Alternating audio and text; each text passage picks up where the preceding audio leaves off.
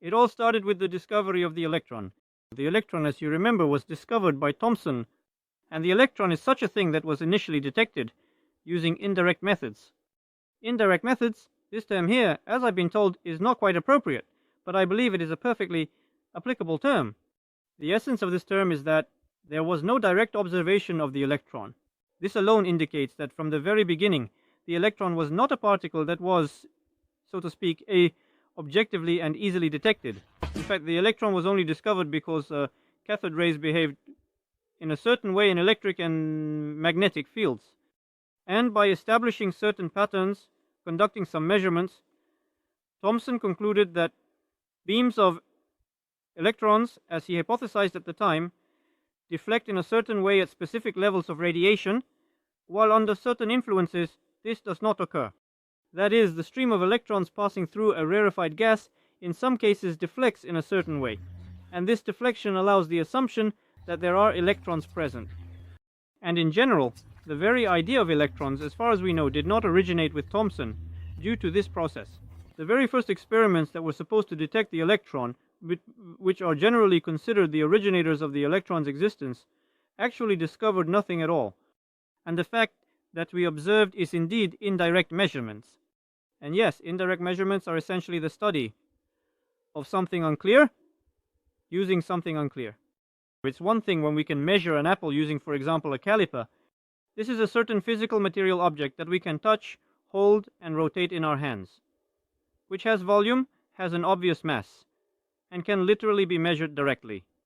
It's another thing when we use such unclear measurements to determine something that at first glance seems like it doesn't exist. And in this case, Thomson essentially used mathematical physics to calculate the obtained results, and discovered some, let's say, expected things. Based on this, he literally calculated the parameters of the electron, calculated the speed of passage, and later calculated the mass, and so on. How was all this done? It was done mathematically. And essentially, the fact that Thomson discovered that the electrons seemed to move in such an environment, significantly slower than the speed of light, was also a result of the mathematical processing of the obtained measurements. Actually, it's not so important for us to delve deeply into the history of this discovery right now. What matters is understanding the most important thing from all of this. Essentially, Thomson got something unclear on something unclear and said that he discovered the electron. I'm not saying that it's necessary to argue that the electron exists. I'm not saying that it's necessary to criticize Thomson. But we can draw a very simple conclusion, essentially assuming about the plum pudding and the idea that somewhere in the atom there are electrons. Thomson was delighted that somehow he was able to, well, let's say, confirm his hypothesis. Moreover, at that time, the understanding of electricity was in its infancy. And this rather rough, let's say, description was able to give physicists some tools and allow them to start explaining things. We have found out that at the moment when the electron was discovered, it was essentially not discovered. No one saw the electron in the way we can see, I don't know, an apple lying on the table. Or no one saw the electron in the way we can now see a river in the background. Modern physics also offers little to cheer us up, because while physics acknowledges the electron, the research methods have remained roughly at the level used by Thomson. Yes, the mass of the electron has been determined, the size of the electron has been determined, and so on and so forth. All these are calculable parameters. Pay attention to this. But all of this happens according to the same scheme. The electron is detected using the standard scheme for finding most subatomic particles. This scheme is based on the use of the same bubble chamber, or Wilson chamber. We have, in fact, talked about this more than once, and probably there's no point in repeating it. Just in case, I'll mention it if you happen to miss the previous videos for some reason.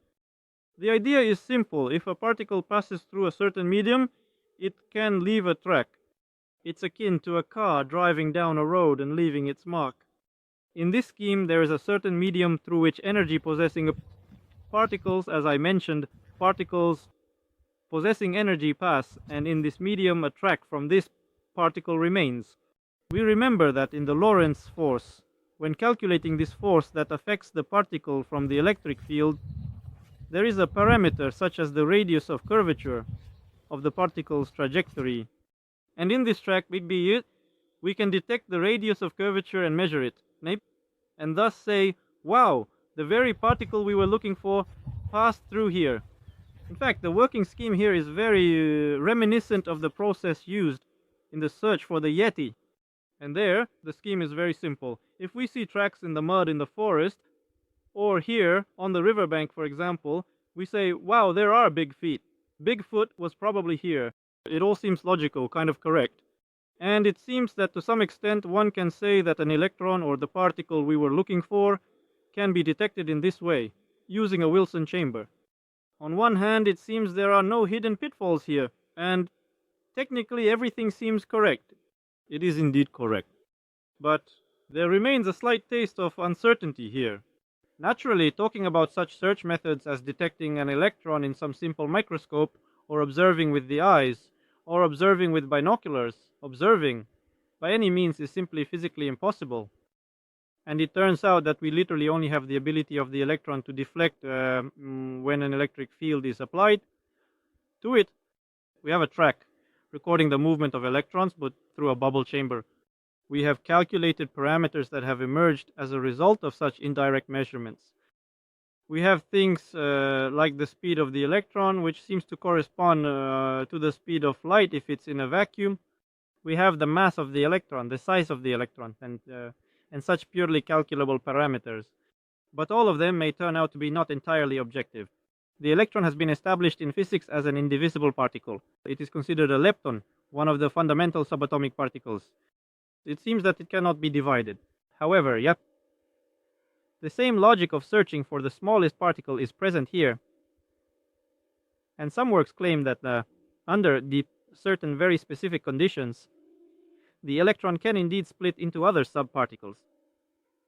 And it seems that it is no longer a fundamental particle, but in reality, these are quite complex matters. We talked about this in one of the previous videos.